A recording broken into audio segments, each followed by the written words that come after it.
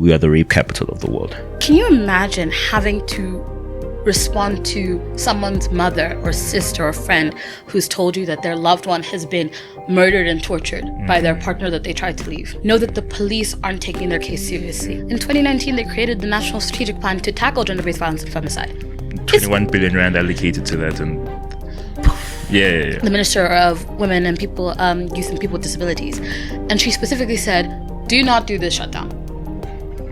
You are going to damage the economy and you're going to cause economic problems for women. One of the survivors who spoke to us about a court case, they asked her, how big was it?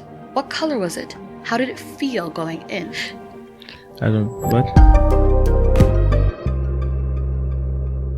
For far too many, life in South Africa is defined almost entirely by a widening gap of inequality or by endemic crime, which has a particular effect on women. The former kind of enjoys a lot of representation at the center of policy planning documents, while the latter, being endemic violence and particularly affecting women, enjoys almost very little seriousness from government, from policymakers, and from the people who are responsible for leading our state and leading our government. This despite the fact that 1 in 3 women are likely to experience sexual violence in their lifetime, and that over 5,570 women were killed in a single year.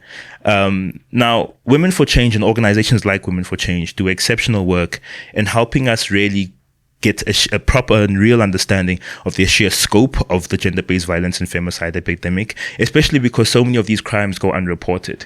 Now, I'm joined today by the spokesperson of Women for Change. And Women for Change, obviously, as you know, is an advocacy group that not only provides support to survivors and victims of gender-based violence and femicide, but pursues policy change and real systemic and substantive change and work, and does work in achieving substantive change in the gender-based violence and femicide space, so that this doesn't affect women as much as it does on a daily basis, and does incredible work in making sure that the scourge is eradicated from our communities, from our schools, from our homes. And I'm joined today by Cameron Kasambala, who is the spokesperson, like I said, for Women for Change. And I'm really, really excited to have a conversation with you today. How are you? I'm good. Thank you so much for having me. Awesome. Tell me first a little bit before we get into some of the dense and the hectic stuff. Why purple? What it means, what it symbolizes, because you have been able to launch a social media campaign that has taken not just South Africa by storm, but I'm seeing has found expression throughout the world with people and allies who found resonance with the message that Women for Change is advocating around this demand for a national shutdown. Why purple? And give me a little bit about where Women for Change comes from. So the why purple question is something we get often. Yeah. And it's because I always think, Sabrina just chose purple. And I think it's a really valid question. And I could give you reasons about how powerful purple is, how it's symbolic of femininity and royalty and a lot of powerful things, but Sabrina chose purple. Okay.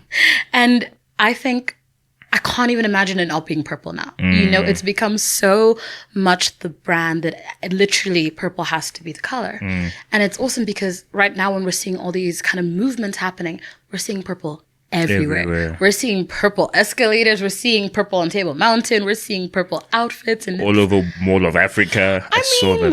How crazy is that? Yeah. And I think the fact that we have such a distinctive color and such a specific shade of purple really helps it be known who you were talking about when you see these profile pictures. So when you see this, you know that you're talking about Women for Change. But I think it's been so fundamental in helping us also have, I don't want to say almost like a brand, but allow for consistency and solidarity. So if you ever want to show that you were talking about a women's issue, you'll see a lot of purple hearts. You'll see a lot of purple imagery. And I think that's been quite awesome for us to see. And I think that's what's been so overwhelming, is just seeing all the purple is quite emotional. Yeah. I think we when a lot of us onlookers see some of the scale of what Women for Change is able to achieve, I think we assume that Women for Change is this massive team of thousands and thousands of people, because in a very real sense, you guys are able to achieve impact at seismic scale, right? You were involved in the total shutdown in 2018, the March to the Union buildings a couple months ago, and now this national shutdown that seeks to demand the declaration of gender-based violence and femicide as a national disaster. But you guys achieve incredible scale. You assist victims and survivors of gender-based violence and femicide. You communicate to the public cases that would never see the public domain, see news media for a variety of factors and reasons. But you do incredible work in communicating the size and scale of this issue. How big is your team? How are you able to do some of this work? I don't get it. I also don't get it. Yeah. Sabrina Walter, our founder, phenomenal woman. Incredible. So deeply passionate and committed. Yeah. I mean, she has been pioneering this organization since 2016. And I feel like she must get her flowers because the work that we do is because of her and her dedication and commitment. And we are a small team. There's 5 of us. There's what? There's 5 of us in the team. Oh, okay. And so I know people get really surprised, but there really is 5 of us. I mean, there was a time when there was only 4 of us as well. We've recently added a 5th person. But it's a lot. Yeah. And I think particularly with the shutdown and the just wave of attention that we have gotten, we're really feeling it as a small team, like having to really take on so much. But I think the dedication and passion with each of us in the team makes it so worth it, because yes, I will join you at 20 to 5 in the morning for an interview and also have one at 11 p.m. because it's just means that much to each of us. And I think that's so important with organizations like this. And I mean, you said, how do we do it? Sabrina pays everything out of pocket. Like, she funds the things that we do. And every now and then we're really lucky and people will donate something to us. So like with our demonstration on the 11th of April, donate a stage, they donated security, you know. But monetary things, Sabrina's been carrying the brunt of that. Which is why it's so, we push so hard for funding and partnerships that help financially support this. Because you can see with a movement like this, where do we begin to able? I mean, we have people who want to interview us across the nation. There's only 1 person in Joburg, or 2 people in Joburg, and 2 in Cape Town. There's not that many of us to do all of these different things. So I think the funding has been such a dampener on the mood, but I swear Sabrina finds a way to make it work irrespective of what's happening. She will make a plan and she will find a way to get things done. And I think that's very telling of why this is coming as big as it is. And I keep bragging about her, but she cares so deeply about the people as well. Like, our approach is survivor-centered for a reason. Sabrina will be on the phone with families and speaking to victims. People come to us when their loved ones are missing because they know that we'll help them. You know, when the police turn them away, they come to us and say, please, can you help me? What do I do? You know, and that's also such a fundamental thing. And that's why I think there's also such passion within our community as to why they're so supportive of us. That's actually really surprising to hear, because like I say, the scale that you guys are able to achieve is incredible. But I think then it's probably a consequence of how much resonance the issue finds, right? We've got over 50% of South Africa's citizens and people who live in South Africa being affected by this issue. Whether or not, like I say, you've experienced gender-based violence, a lot of women navigate South African public spaces wondering, when next is it going to be me? Wondering, obviously, as we all know, the fact that you're probably, if you're not 1 degree of separation from a survivor and victim of GBVF, you know one directly, right? And I think we largely all know one. So I think it's probably largely a consequence of how many people find resonance with this issue, which also makes you realize how insane it is that it gets so little focus from policymakers, right? Because it literally affects 50% plus of South African citizens. Give me a little bit of a sense of what your experience has been working with government as one of the very few voices advancing this issue. And we'll get into a fuller conversation about the National Disaster Declaration. And I know you got a response from the Disaster Management Center on the 5th of November.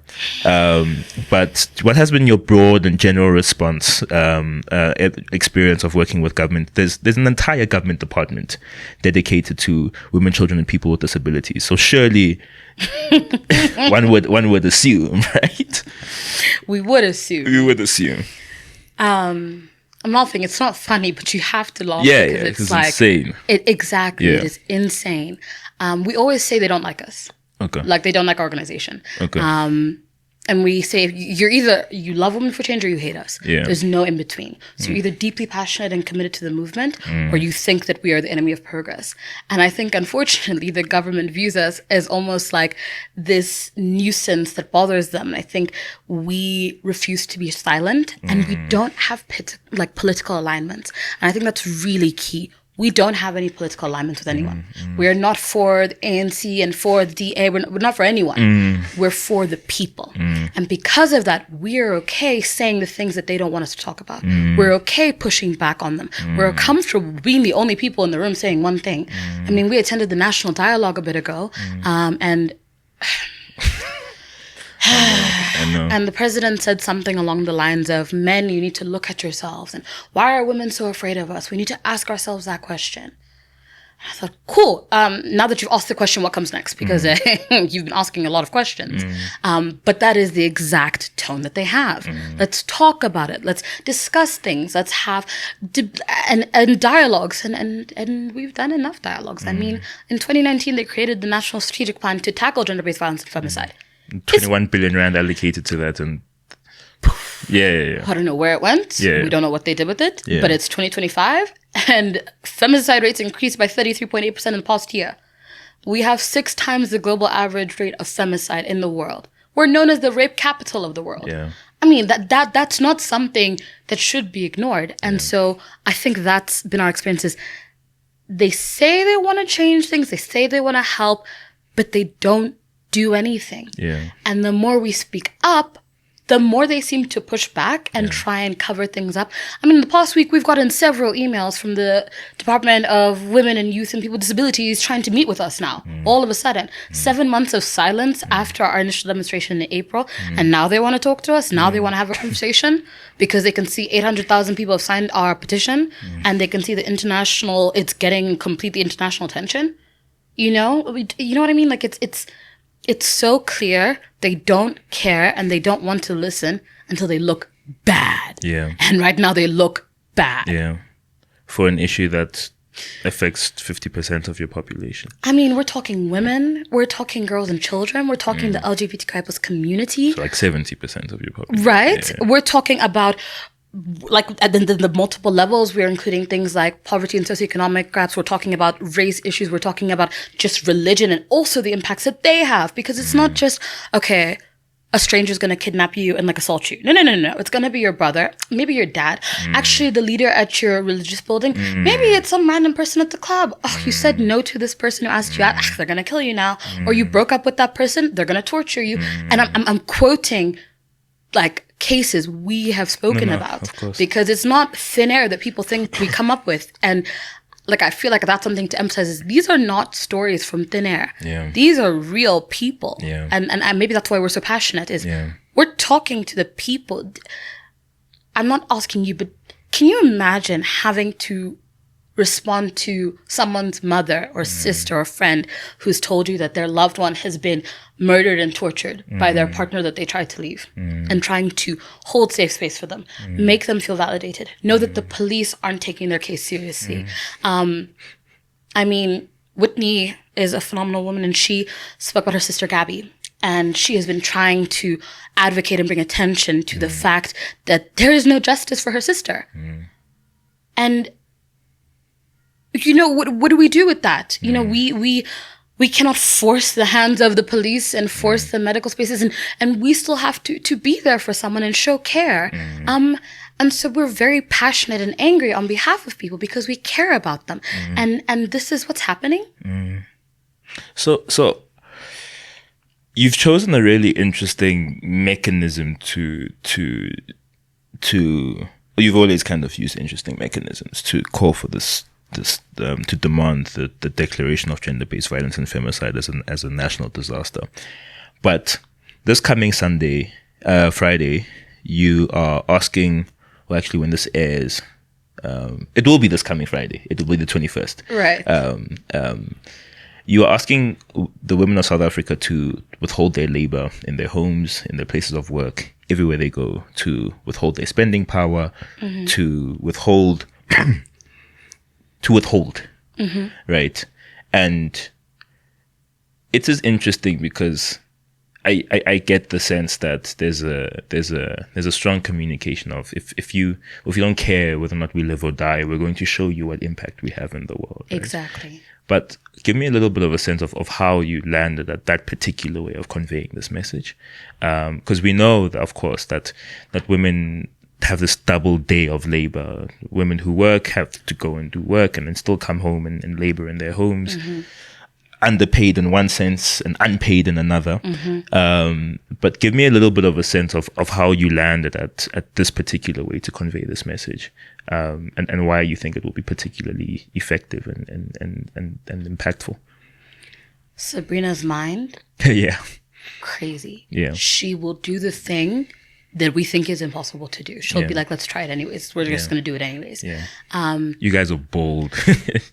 And it always works. Like, you guys are always bold and you always achieve what you're trying to do. Yeah. Which maybe that's why, because we will do the thing that no one else thinks is possible to do. Yeah. But shutdowns have had impact. Yeah. And I think if you look online in different countries, when communities have done shutdowns, there's something very distressing about economic disruption for governments because it completely shakes their foundation. A full day of almost half the population not engaging with money, the losses, the financial crisis that will happen is so disruptive of the pattern of how South Africa is existing that it's necessary. And I think that the G20 is a key time because the whole point of the G20 is we are coming together to talk about our economies and what we're doing. And South Africa, we're trying to put on this face that we're a stable and growing economy. And we're doing fantastically amongst all these other major leaders. However, we want to show them this more holistic image of what is happening. Yeah, 33% increase. Exactly. 5,578. Right? 15 women every single day, 117 rape cases every day. Like, you need to look at that as well. And so this economic disruption at this time where we're trying to show our best foot feels like such a beautiful moment to highlight this issue. And it's tough because shutdowns can also be perceived as, well, no, now you're just wasting time and why are you doing this to the country and this isn't going to have an impact. But the reaction that we're getting from the government trying to reach out to us, contact us. We had an interview yesterday with the Minister of Women and People, Youth and People with Disabilities. And she specifically said, do not do this shutdown. You are going to damage the economy and you're going to cause economic problems for women. I mean, there's really nothing else to say other than she straight up told us not to. But I said this and I'll say it now as well. You can never equate the cost of an economy to the cost of lives. It's just not even in the same conversation. And ironically, if they looked at the research... That's kind of a point, actually, to disrupt the economy for a day. It's actually, you see, see now, but clearly they didn't get that. And I don't think they realize how much gender-based violence and femicide costs the country. Like, people think that it's just, emotional stuff. It costs the country. It costs billions of rand for gender-based violence. And we're looking at things like service delivery and infrastructure. And the communities themselves often carry the brunt of that, that cost. If we think of things like the cost of losing the breadwinner who funds the family because they are no longer able to provide. That is a cost that is now on that family. The cost of community leaders having to, try and scramble to bring back and fill gaps that are missing. The medical costs, the political, the legal costs. There's so many costs that go into this. So ironically, as much as they're saying you're disrupting the economy, this is damaging the economy as well. And we also know that when you economically empower women's communities derive a greater net benefit than men in the same position, right? Because women's wealth filters down into families, into communities, and all of those things. So there's the you're missing the opportunity to leverage that as well. Right. And I think it's also important that, again, that evening that I had this interview, they mentioned that women don't have money. That's the problem. Yeah. And then I was like, we don't have money? What do you mean we don't have money? Yeah. Do we have the most money? No. Are we disproportionately like getting paid? Yes. Is there a pay gap? For sure. So don't do it because women don't have money. Exactly. Okay. So then why are you worried then? You see the thing that happens in these conversations when you start to see the contradicting thought patterns that don't align because they're trying to shift the narrative and bring a focus to something else. This is what happens. It doesn't make sense. If we don't have money, disrupting the economy doesn't matter. Yeah, but if we do have money, disrupting the economy doesn't matter. It does matter. So now, what are we saying? Yeah. So I think that's why this whole conversation somehow comes back to the economy and money, because if anything, the government wants their money. And if we look like we're losing money, that is a problem for South Africa. I want us to get into.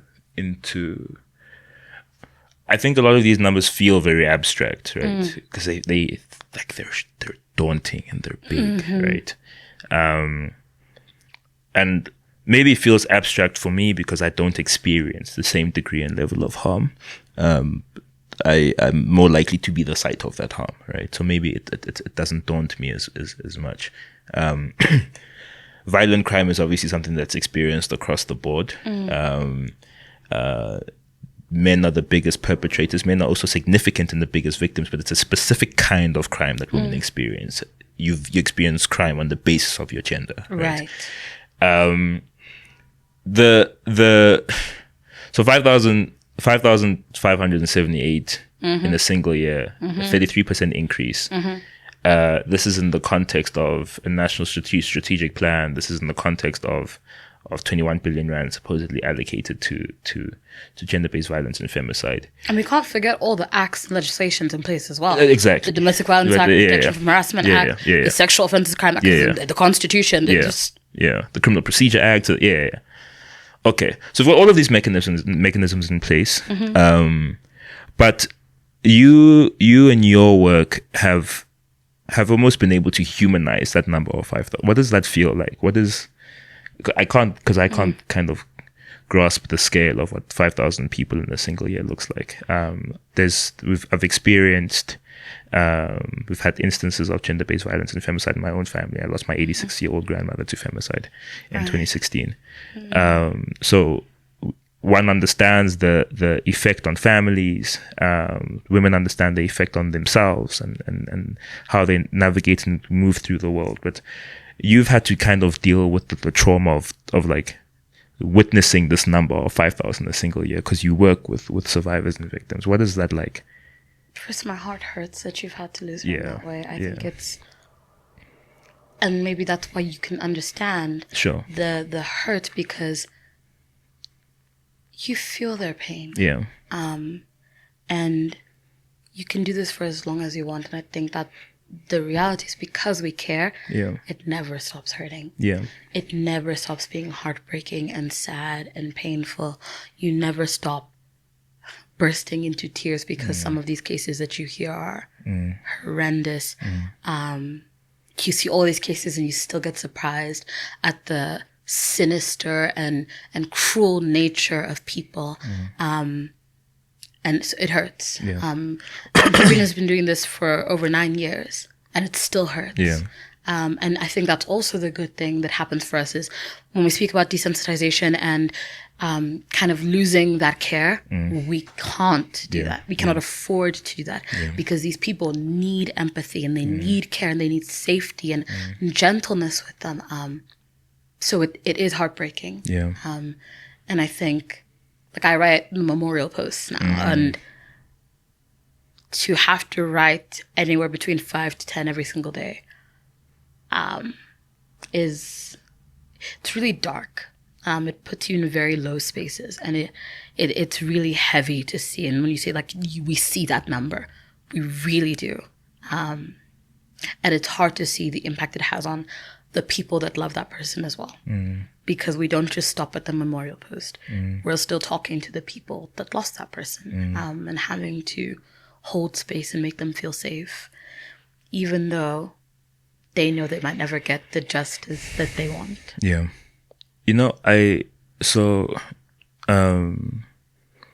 Justice Cameron wrote a book called Behind Prison Walls. And he talks about how there's a little bit of a portion where he talks a little bit about how since the kind of deliberate dismantling of law enforcement and law enforcement institutions like crime intelligence, since and institutions in the criminal justice kind of ecosystem like the NPA, specifically for the purpose of I guess facilitating state capture and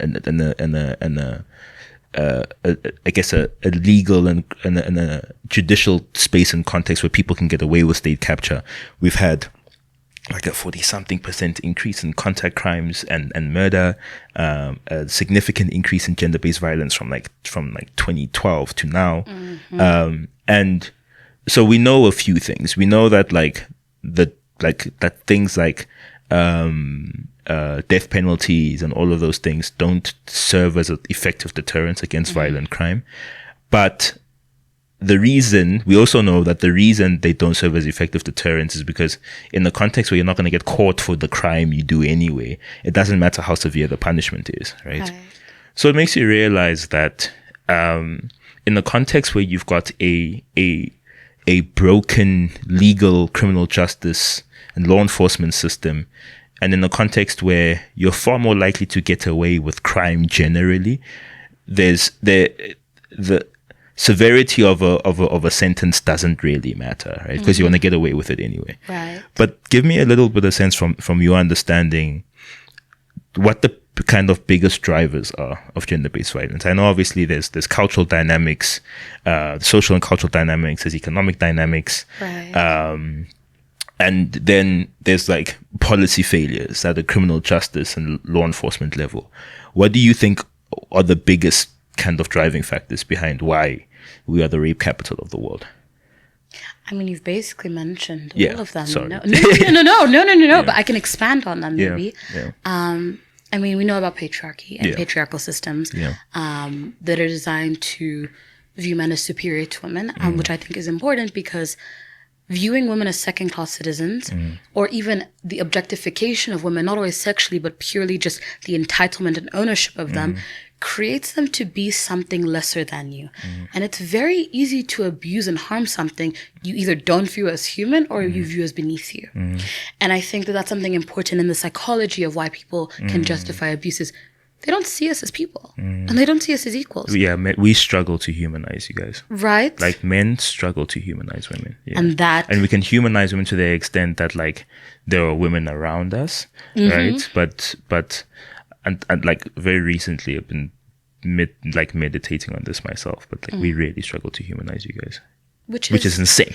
It is insane. And it's terrifying, but also it is learned. It isn't something that just popped out of thin air. It is a learned thing. And that's when we talk about intergenerational trauma and passing down of these kind of thinking patterns, is because it didn't just start with one person and then that was the end of the conversation. I mean, there's a reason young boys right now are still doing these things, even though they're in primary school and they're saying things. I mean, I worked at a school and one of the boys tried to kiss another girl, and I'm grade 1, and she said no. And he was like, I'm going to rape and kill you. I mean, you're in grade 1. Where are you hearing that? How does that come into your mind?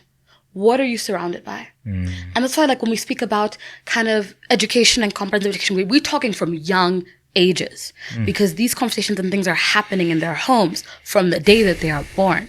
So this is also something that happens, that intergenerational trauma and passing down of these mentalities. So that is disturbing.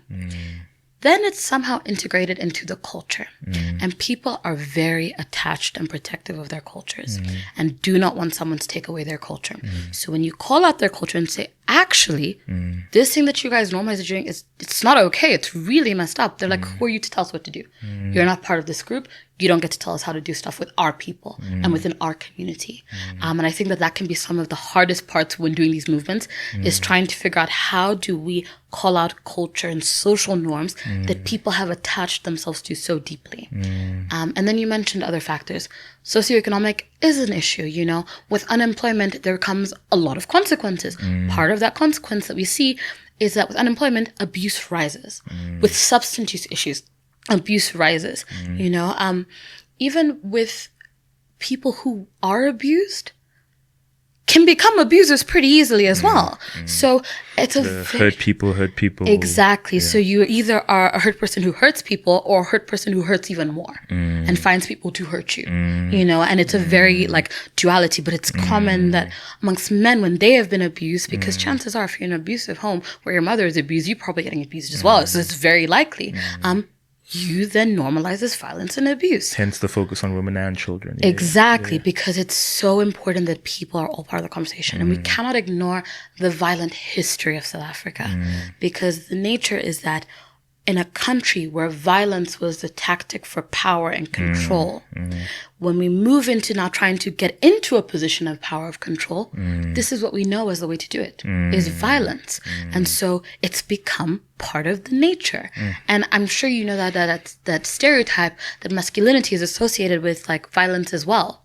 And I think that can be really, really tough as well to navigate, because trying to find masculine identity as well, knowing that the only models you see are violent ones, also creates another issue. So there's so many elements that go into this and impact why you know gender-based violence is so prevalent. And you can see like I can keep going, but there's a lot that happens and goes into this. Yeah, I often think about and by the way, this is why I have so much admiration for your team and just people who do advocacy work in the space, but obviously the scale of the issue, right? How generational it is, and then you can't help but wonder what do real solutions at a cultural level look like, right? And like, is there light at the end of the tunnel? How far is the end of the tunnel? Where's the horizon? But like, you have to exist as a woman in South Africa for, I don't know how long you plan on being here. But good question. But which I imagine is something that many South African women who have the means to consider that is something that they consider.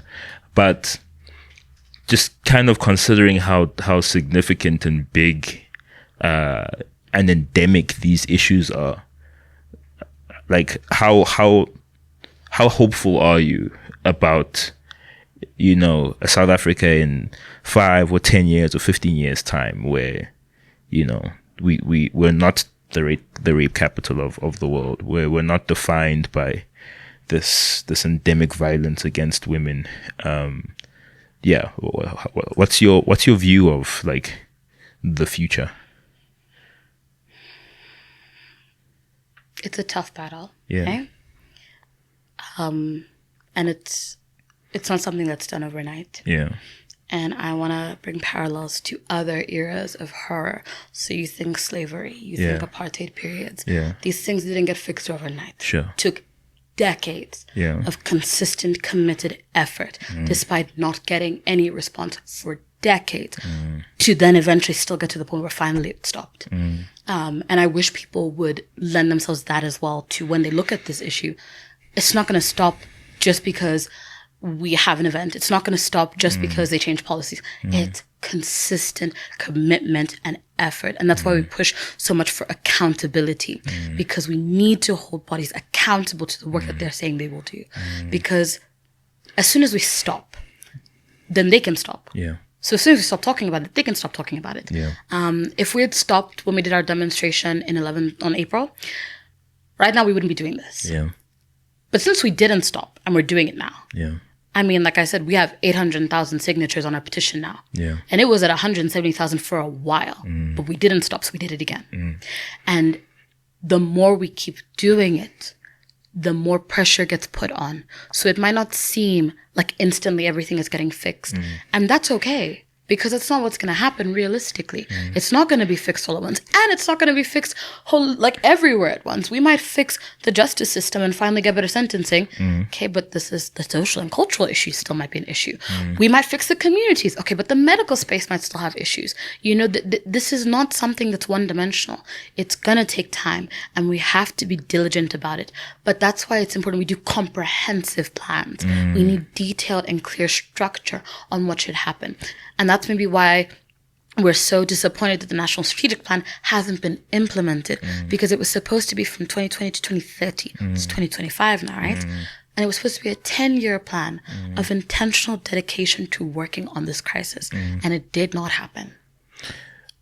I don't think I've ever heard an infusion of both hope and pragmatism like that. It's interesting. The National Strategic Plan. So we know this is it's an outcome of a commitment by the president after the total shutdown in 2018. And it was envisioned to bring a series of civil society actors on board to do the work of kind of filling the gap where government can't, which is everywhere, or can't or doesn't. But give me a sense of what its pillars are, how it seeks to affect these changes, and at least from your understanding, where this 21 billion rand was envisioned to go in the first instance. Yeah, where did it go? South Africa. No, but so the plan is detailed, right? Okay. So it's not a bad plan. Which is when it's very South African. We're never short on ideas. If I could, the level of detail and intention put into most of South Africa's policies and plans is insane. I mean, we have one of the best constitutions in the world. The acts and legislation that we have in place are really well detailed. I mean, I was reading the Domestic Violence Act, and something as small as you coming onto my property without my consent is warrant for you to be arrested because you are not welcome in my space. Speaks about the police's role in educating victims in the midst of crises and offering them support. So even how we legally define consent and how detailed, so clear cut, so holistic that it doesn't make sense why it's not happening. So then the strategic plan also very holistic. So it looks at the role of the law enforcement and the police. So reforming them, better training, specific gender-based violence centers in exactly so that they know centers and stations specialized professionals who know how to deal with issues. When you interact with those supposed rooms and what these dedicated resources at a station level where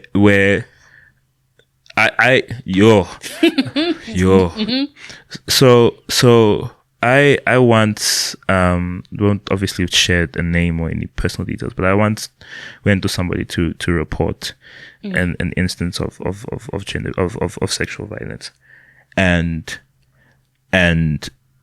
this friend of mine kind of resigned to the fact that this thing is happening. Said to her perpetrator, "Can you at least use protection if you're going to do this?" I remember hearing that statement, my heart sank. And then the cop we're reporting this thing to says, but then you've consented. This is a person specially trained, right, for this purpose. Says, no, there's nothing here. Then you've consented. And then you had to go to another police station that didn't have jurisdiction over the areas. But that's the person specially trained for this. Right. So, sorry, you were saying? No, please bring that up. Yeah. Because when they mentioned that they're doing all these trainings for the police and they've been educated and all, I would love to see the training plan. Yeah. And I would love to see who created it. Yeah. And I would love to know exactly what you taught them, what day and how long did it take. So as Women for Change, as one of the foremost civil society vehicles in GBVF advocacy, you haven't seen that plan. We have no idea what they're doing. They just tell us they're doing things. And again, that's why we get so into it with the government. There's no transparency. Yeah. There are no reports. There's no audit on the money. There's no clear what are we doing? Yeah. They're just telling us things, and people just assume they must be telling the truth. And I think as we are becoming more and more aware of it, we realize, where are the receipts for actually every single thing you said you've done? Because we really don't have the evidence for it. And I mean, when you said that story just now, my stomach dropped. Yeah. Because the number of times you will get told, just let it happen. Yeah. It'll be easier. Yeah. Just relax. Don't fight back. You're more likely to survive. Exactly. If you, Don't fight back with them. Just let it happen. Yeah. And getting violated in such a way and having in the back of your mind, if I just let it happen, it'll be fine. You know? How disempowering and humiliating it is to be in these situations and feel like there's nothing I can do. Yeah. And I'll share a story. It's not quite drastic, but it was a moment of real panic for me. A friend and I were coming home after being out, and where I stay, they love to do police blocks. So we get pulled over in our Uber, and there's 3 of these policemen. One goes to the driver's side. He's speaking to the driver. Can't hear what he's saying. One is near the police car, and one is at the window near the backseat. And he's like, get out of the car. I'm a passenger in an Uber. Get out of the car. And we're thinking, what is going on? What the hell is happening? Like, we're passengers and we're not doing anything. Opens the door, says, get out. So we think, okay, fine, we're getting out of the car. Like, we don't know what's happening. What have we done? Doesn't ask us for money. Doesn't ask us about drugs. No. You guys are so beautiful. Do you know that? Wow, you look so pretty tonight. Yeah, you're very beautiful. And I feel like I blocked out a good chunk of it because this was a 15-minute interaction. And he kept saying, okay, you go speak to that one and I'll speak to this one. And kept trying to separate us. And I was like, no, we'll talk to you together right here. You can speak to both of us. And he's like, are you guys lesbians? Is that why you want to stand together? And I was like, okay, what do you want from us? What do you want from us? And I immediately, my brain is quick. It's thinking, hey, it's like, okay, what do I need to say? Right, cool. I'm in an Uber. My Uber's being tracked. They want to know where I am. I should have been home 15 minutes ago. My dad's wondering where the hell is my daughter? And he's going to wonder. I mean, I'm 5 minutes from, check the thing. I'm 5 minutes from my house and I'm going. I'm thinking of every excuse and thing to say. Eventually, he's like, can I at least have your numbers? I was like, no. We get in the Uber. The Uber driver says, I don't want to scare you guys, but this policeman told me to leave you guys here. He said, leave the girls here, we'll take them home. I thank God every day for that Uber driver. Because what would have happened if, Because if someone was telling you leave, and they were the police telling you to leave, and we will handle this, why wouldn't you leave? I mean, it's the police. You will do what they say. But this man was like, no, I need to take them home. And I cannot even imagine what would have happened had he not said that. You're just constantly navigating this 1 in 3 possibility, right? And without failure, every time I see them, my stomach drops.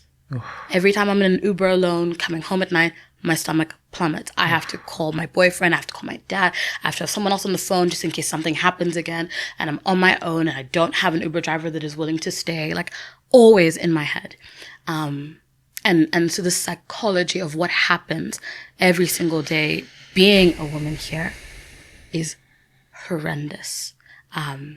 All of this coming off as explaining training and how the police are taught to act and treat people. So we have specialized services, but even day-to-day police should have training on how to interact with a person in a situation that is dangerous. But the same police are perpetrators and doing this and using their power. Which is the most jarring thing, right? It's like this, because in that context, who do you call for protection? Right? All I could think was, you have to find a way to get out of this. You have to find an excuse to get out of this. No one is going to come and stop the police from doing whatever the hell they're going to do. No one's going to pull the police over and be like, what are you doing with these 2 girls in the car? They're just going to see the police and think that's fine. Whatever they're doing, it must be fine. And they're so alive to the power they have. They know it. Like you said, why didn't we stay sitting in the car in the back seat? Because when someone's tapping a gun on the window, you're thinking, let me get the hell out of the car. You know, it's not as easy. And so now I can imagine in the stations, you go there in crisis, you need help immediately. And this is what you're met with: indifference, nonchalance, coldness even, or judgment. And so we speak about this concept in psychology, secondary victimization or re-traumatization. And it is when you go after a traumatic event has happened to another place to re-traumatize you because they're asking invasive questions, they're humiliating you. I mean, there was one of the survivors who spoke to us about a court case. They asked her, how big was it? What color was it? How did it feel going in? What? Okay. Like, humiliation tactics. Like, imagine having to sit and retell this story of something that's happened to you in this level of detail. For what? For no reason. For them to get 5,000 rand bail and then not to be sentenced. So, and that's the thing, right? So we have this super, super complex legal regime that supposedly is supposed to, once again, incredible policy, super well thought out, like criminal procedures, but yet we constantly see that repeat perpetrators are people who are out on bail, like always people who are out on bail. People who are men who are supposed to be serving prison sentences, but for some reason are out in the world. Just let's quickly touch a little bit on some of the kind of systemic failures and what. I don't even know what to ask you. What? Yeah. So I'm going to walk you through it like you are someone who's just gone through something. Yeah. So that people can hear and imagine what it's like. So something happens, right? And let's pick the most common, which is most likely it was your partner. So your partner violently attacks you or he rapes you. So you go to your family to talk about it. But mom is like, no. We don't talk about these things. Like, you must have done something to piss him off. Like, you're making your husband angry. Like, leave it. It's fine. Just don't make him angry next time. So already, first blockade, your family is not willing to even support you. So you're on your own. Yeah. Right. So from the jump, now you're on your own. Okay, fine. So you decide I'm going to do this anyways. I'm going to go. I'm going to go and report. Hold on. Which is now you need super agency to do this. Like, this isn't. But as your partner, I'm going to threaten you. Go and report and see what happens. See what happens when you come home after you reported. And chances are that abuser knows the police or is in some way acquainted with them. So why would they go after him when they know him and they drink together at the same tavern and they're all hanging out? Like, why would they do anything about it? So, but maybe you're lucky and you somehow made it to the police station because you summoned will that I don't think people even understand have to do. I mean, only 5% of rape cases are reported. And that's why. Yeah. And you get there and like you said, they ask you, okay, but now what do you want us to do? It's already happened. It's your husband. Like, this is a family issue. I don't know why you're bringing it here. You must go sort it out with him. So now it's a crime, actually. And then you don't know the process. You have no idea what you're supposed to do. No one's telling you what you're supposed to do. You didn't know that you need to go to the hospital to get medical records to be able to prove that things happened. No one told you this. You didn't know that you needed to start reading on your rights so that you knew what to disclose and what not to disclose yet. You don't know any of this. And the police are supposed to help you, but they're not going to help you. They don't care. And somehow you need to go to the medical space. So you go to the hospital. You're like, let's do this. They don't want to do anything for you. We're too busy. We don't have any rape kits in stock. You don't look that bad. In the hospital, you're just not going to get their support. And we saw the DNA backlog that happened recently. So somehow, some way, even if you did it, your DNA is in the backlog, you're not going to have it in time for your court case, which is going to take 5 years to happen because this process is so lengthy. So can you already see the mental toll this would take on someone to just get to the point where you can even take it to court as a case? And you're doing this on your own because legal fees for the day-to-day person, who can afford to go through a 3, 4, 5 year long legal process? Emotionally, financially, psychologically, and still have to do your day-to-day life. At some point, you're just like, it is what it is. I'm actually over it. And then your perpetrator gets 500 rand bail. Because I think that is one of the lowest amounts I've seen. And they get bail and they go about their way. And you live in fear because you opened your mouth and you spoke up for yourself. But this person also knows you spoke up for yourself. And now you get to live with that fear until you go to court and there's a sentencing. If there's a sentencing. And I believe the statistic is less than 12% of the time is there a sentencing. So why even bother?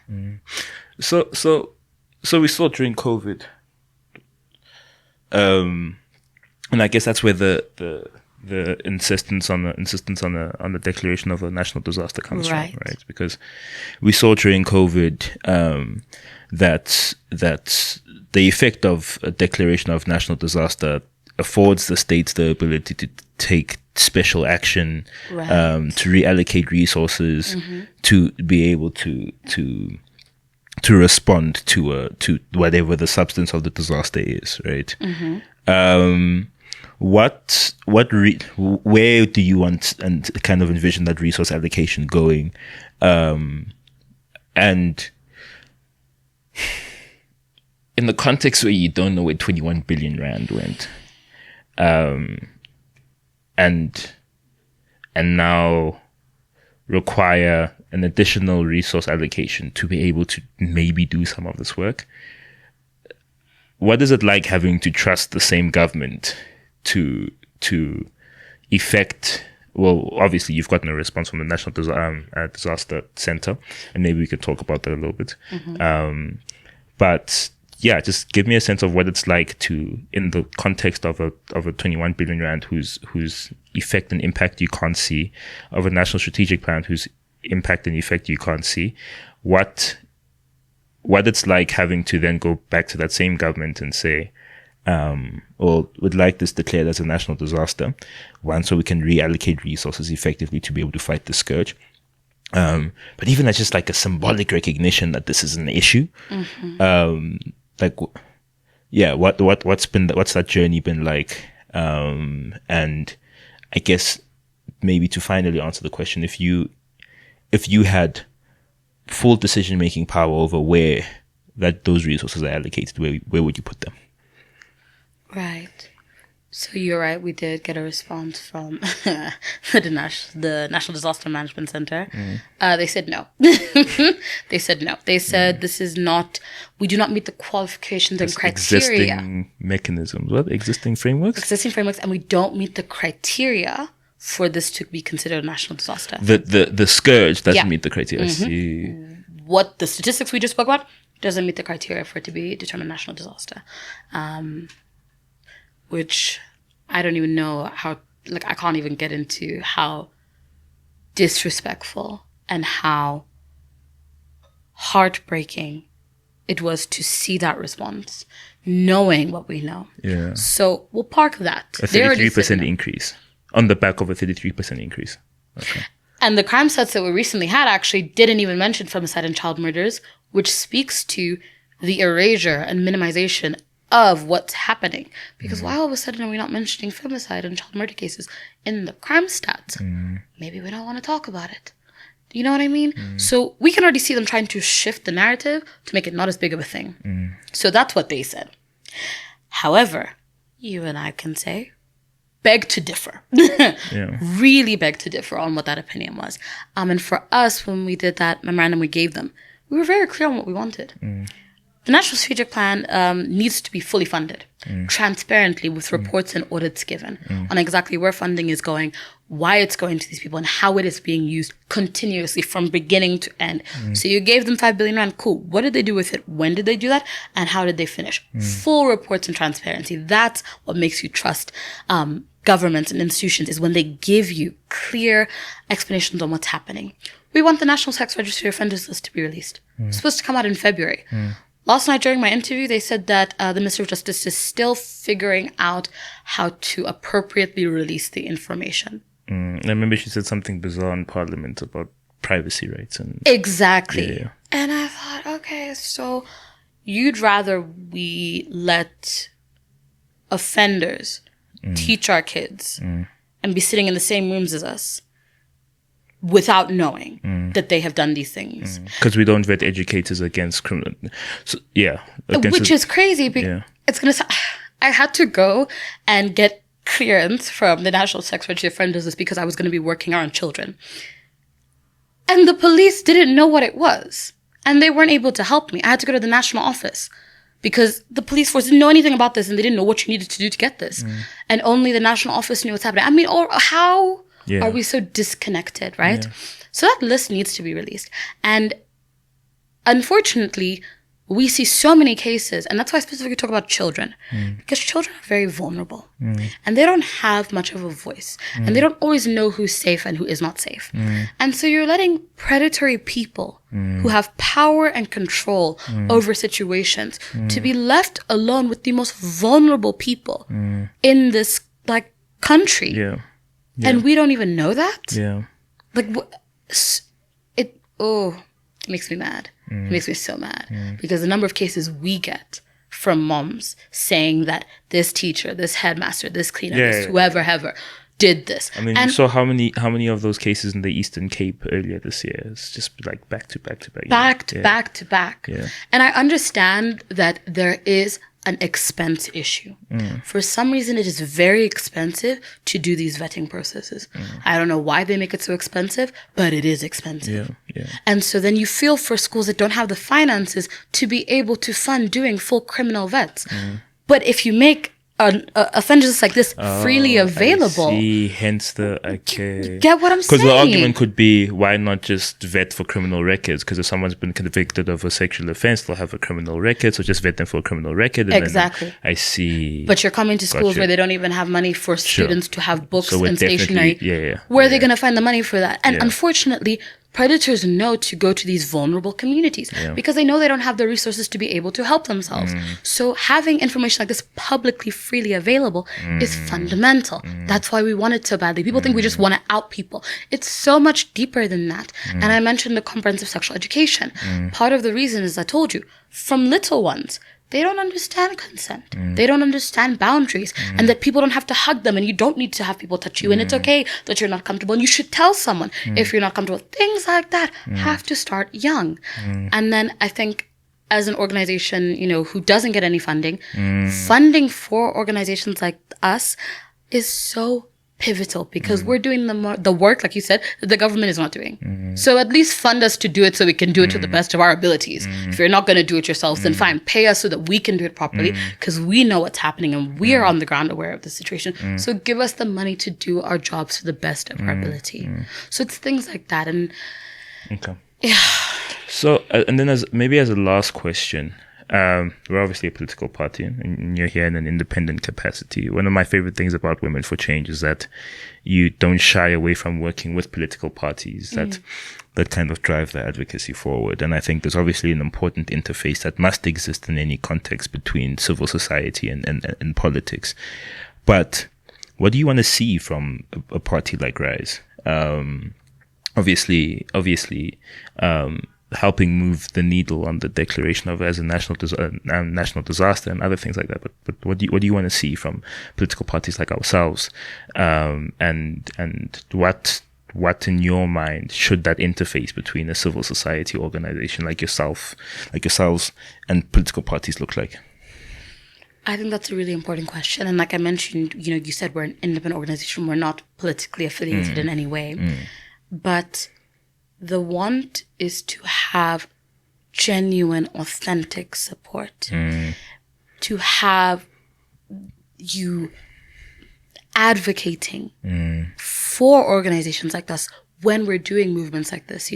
Like I've said, we've had the ministers themselves tell us not to do this event. And I'm sure there's the political parties that will not even acknowledge us because of this, but being able to stand up and speak out about these issues in the honest ways that it's happening, like I said, with this shutdown, it's something as simple as making this purple, showing solidarity and support of these movements, allowing women within your organization to step away from work, to be able to participate in shutdowns like this, to be able to engage, affirming them and creating the space where they themselves are also allowed to participate, because I think that's the biggest barrier we see as well.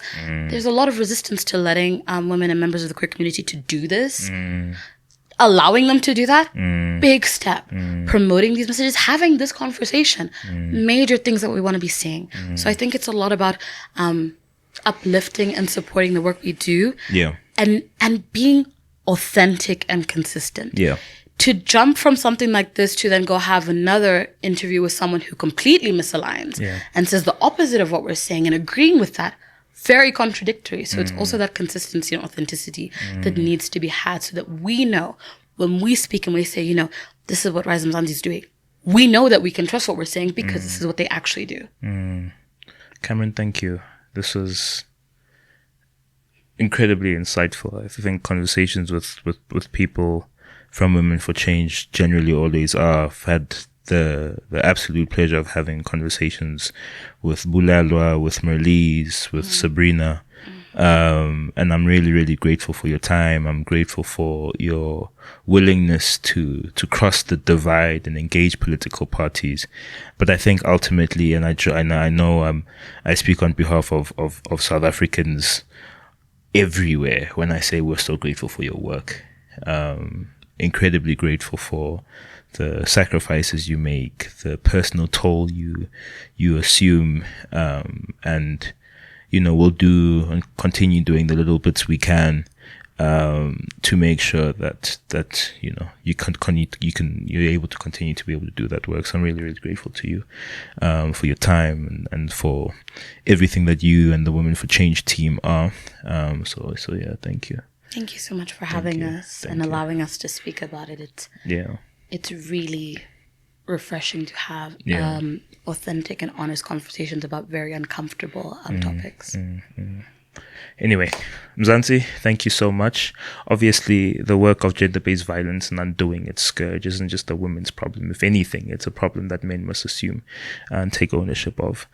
So as we rise towards the 21st of November and demonstrating our solidarity with Women for Change in demanding for the declaration of gender-based violence and femicide as a national disaster, we are asking every single supporter of Rise Mzansi, every single person listening to this podcast, to participate in the work of Women for Change and in this campaign to effect the national shutdown, so that South Africans can truly understand the scale of the crisis, but ultimately truly understand the scale of the contribution that women make in societies, in their homes and communities, and to understand why, at a human level, women deserve all of our protection. So Mzansi, thank you for listening. Please like, share, subscribe. I can't remember how the podcast thing goes, but yeah, please amplify this work as far and wide as you can. Stay involved in the conversation, and thank you for watching. Thank you, Cameron. Thank you so much. Cool.